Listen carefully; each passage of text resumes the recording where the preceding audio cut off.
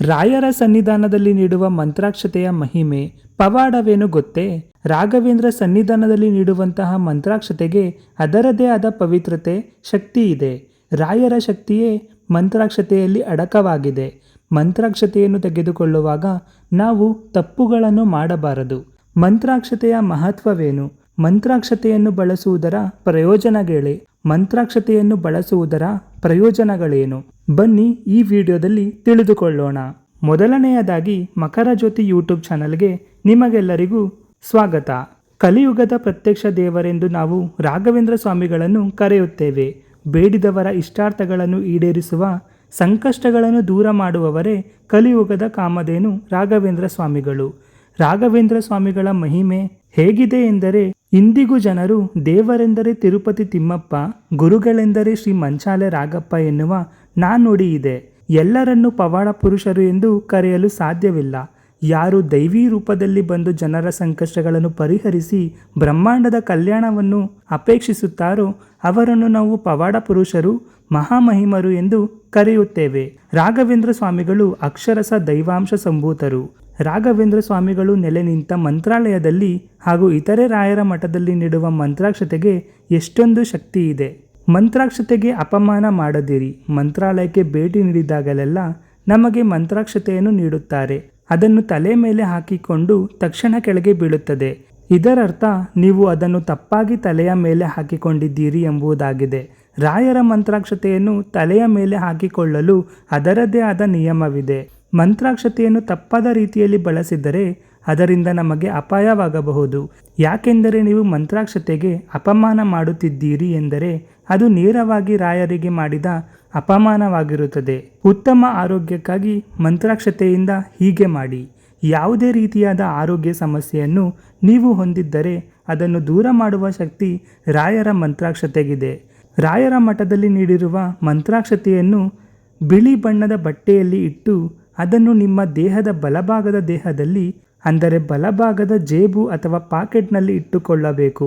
ನಂತರ ಶ್ರೀಗಂಧವನ್ನು ಮತ್ತು ತುಳಸಿ ದಳವನ್ನು ನೀರಿಗೆ ಹಾಕಿ ಆ ನೀರನ್ನು ನಿಮ್ಮ ತಲೆಯ ಮೇಲೆ ಪ್ರೋಕ್ಷಣೆಯನ್ನು ಮಾಡಿಕೊಳ್ಳಬೇಕು.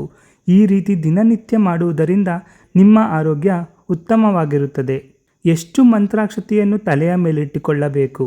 ಪ್ರತಿನಿತ್ಯ ಸ್ನಾನ ಮಾಡಿದ ಬಳಿಕ ಬಿಳಿ ಬಟ್ಟೆಯಲ್ಲಿ ಇಟ್ಟುಕೊಂಡಿರುವ ಮಂತ್ರಾಕ್ಷತೆಯನ್ನು 2 ಮಂತ್ರಾಕ್ಷತೆ ಕಾಳುಗಳನ್ನು ನಿಮ್ಮ ತಲೆಯ ಮೇಲೆ ಇಟ್ಟುಕೊಳ್ಳಿ.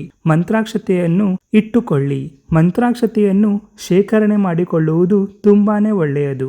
ಈ ರೀತಿ ಮಂತ್ರಾಕ್ಷತೆಯನ್ನು ತಲೆಯ ಮೇಲೆ ಹಾಕಿಕೊಳ್ಳುವುದರಿಂದ ರಾಘವೇಂದ್ರ ಸ್ವಾಮಿಗಳ ಶ್ರೀರಕ್ಷೆ ಸದಾ ನಿಮ್ಮ ಮೇಲಿರುತ್ತದೆ.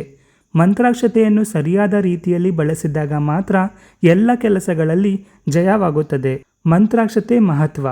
ಮಂತ್ರಾಕ್ಷತೆಗೆ ನಮ್ಮ ಆರೋಗ್ಯದ ಸಮಸ್ಯೆಗಳನ್ನು ದೂರ ಮಾಡುವ ಶಕ್ತಿ ಇರುವುದರಿಂದ ಅದನ್ನು ಜೀವಾಮೃತವೆಂದು ಕರೆಯಲಾಗುತ್ತದೆ.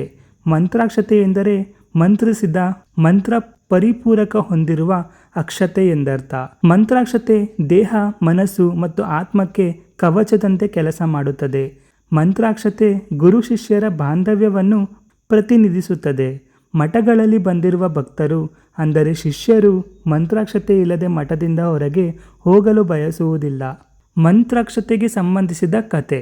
ಹಿಂದೆ ಅನೇಕ ಶಿಷ್ಯರು ರಾಯರ ಬಳಿ ಜ್ಞಾನವನ್ನು ಪಡೆದುಕೊಳ್ಳಲು ಬರುತ್ತಿದ್ದರು. ಅದರಲ್ಲಿ ಒಬ್ಬ ಬಡ ವಿದ್ಯಾರ್ಥಿ ಇರುತ್ತಾನೆ. ಆತನ ಶಿಕ್ಷಣ ಮುಗಿದ ನಂತರ ಆತನ ಬಳಿ ರಾಯರಿಗೆ ನೀಡಲು ಏನೂ ಇರುವುದಿಲ್ಲ. ನೇರವಾಗಿ ರಾಯರ ಬಳಿಗೆ ಹೋಗಿ, ಗುರುಗಳೇ, ನಿಮಗೆ ಏನನ್ನೂ ನೀಡಲು ನನ್ನ ಬಳಿ ಇಲ್ಲ, ನಾನೊಬ್ಬ ಬಡವ ಎಂದು ಹೇಳುತ್ತಾನೆ. ಆಗ ರಾಯರು, ನೀನು ಅದರ ಬಗ್ಗೆ ಚಿಂತಿಸಬೇಡ, ನನಗೆ ಅದರ ಅಗತ್ಯವಿಲ್ಲವೆಂದು ತನ್ನ ಬಳಿ ಇದ್ದ ಅಕ್ಕಿಯ ಕಾಳನ್ನು ತೆಗೆದುಕೊಂಡು ಮಂತ್ರವನ್ನು ಪಠಿಸುತ್ತಾ ಅದಕ್ಕೆ ಶಕ್ತಿಯನ್ನು ತುಂಬುತ್ತಾನೆ. ನಂತರ ಆ ಮಂತ್ರಾಕ್ಷತೆಯನ್ನು ಬಡ ವಿದ್ಯಾರ್ಥಿಗೆ ನೀಡುತ್ತಾರೆ. ಆತ ಅದನ್ನು ತೆಗೆದುಕೊಂಡು ತನ್ನ ಊರಿನ ದಾರಿಯನ್ನು ಹಿಡಿಯುತ್ತಾನೆ. ಅವನು ಊರು ತಲುಪುವುದಕ್ಕೂ ಮುನ್ನವೇ ಕತ್ತಲಾಗುತ್ತದೆ. ಆಗ ಅವನು ಅಲ್ಲೇ ಮಾರ್ಗ ಮಧ್ಯದಲ್ಲಿದ್ದ ಒಂದು ಪುಟ್ಟ ಮನೆಯಲ್ಲಿ ಆಶ್ರಯವನ್ನು ಪಡೆದುಕೊಳ್ಳುತ್ತಾನೆ. ಆ ಮನೆಯ ಮಾಲೀಕನ ಹೆಂಡತಿ ತುಂಬು ಗರ್ಭಿಣಿಯಾಗಿದ್ದಳು. ಆಕೆಯ ಗರ್ಭದಲ್ಲಿದ್ದ ಮಗುವನ್ನು ತಿನ್ನುವುದಕ್ಕಾಗಿ ಪಿಶಾಚಿ ಒಂದು ಅಲ್ಲಿಗೆ ಬರುತ್ತದೆ. ಆಗ ರಾಯರ ಶಿಷ್ಯ ಗುರುಗಳು ನೀಡಿದ ಮಂತ್ರಾಕ್ಷತೆಯನ್ನು ಪಿಶಾಚಿಯತ್ತ ತೋರಿಸುತ್ತಾರೆ. ಆಗ ಆ ಪಿಶಾಚಿ ಅಲ್ಲಿಂದ ಓಡಿ ಹೋಗುತ್ತದೆ. ಇದರಿಂದ ಆತನಿಗೆ ಆ ಕುಟುಂಬದಲ್ಲಿ ವಿಶೇಷ ಗೌರವ ಸಿಗುತ್ತದೆ. ರಾಘವೇಂದ್ರ ಸ್ವಾಮಿ ಮಂತ್ರ.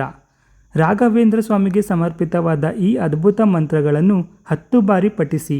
ಶ್ರೀ ಪೂಜ್ಯಾಯ ರಾಘವೇಂದ್ರಾಯ ಸತ್ಯಧರ್ಮ ರಥಾಯ ಚ ಭಜತಾಂ ಕಲ್ಪವೃಕ್ಷಾಯ ನಮತಾಂ ಕಾಮಧೇನವೇ. ನೀವು ಮಂತ್ರಾಲಯಕ್ಕೆ ಹೋದಾಗ ತುಂಗಾ ಸ್ನಾನ ಮಾಡದೆ ಹಿಂತಿರುಗಿ ಬರಬೇಡಿ ಹಾಗೂ ರಾಯರ ಮಂತ್ರಾಕ್ಷತೆಯನ್ನು ತರಲು ತಪ್ಪದೆ ಮರೆಯಬೇಡಿ. ಯಾಕೆಂದರೆ ರಾಘವೇಂದ್ರ ಸ್ವಾಮಿಯ 2 ಕಾಳು ಮಂತ್ರಾಕ್ಷತೆಗೆ ಅಷ್ಟೊಂದು ಶಕ್ತಿ ಇದೆ. ಈ ಮಾಹಿತಿ ನಿಮಗೆ ಇಷ್ಟವಾಗಿದ್ದಲ್ಲಿ ನಮ್ಮ ಚಾನಲನ್ನು ಸಬ್ಸ್ಕ್ರೈಬ್ ಮಾಡಿ, ಹಾಗೆಯೇ ಈ ವಿಡಿಯೋಗೆ ಲೈಕ್ ಮಾಡಿ.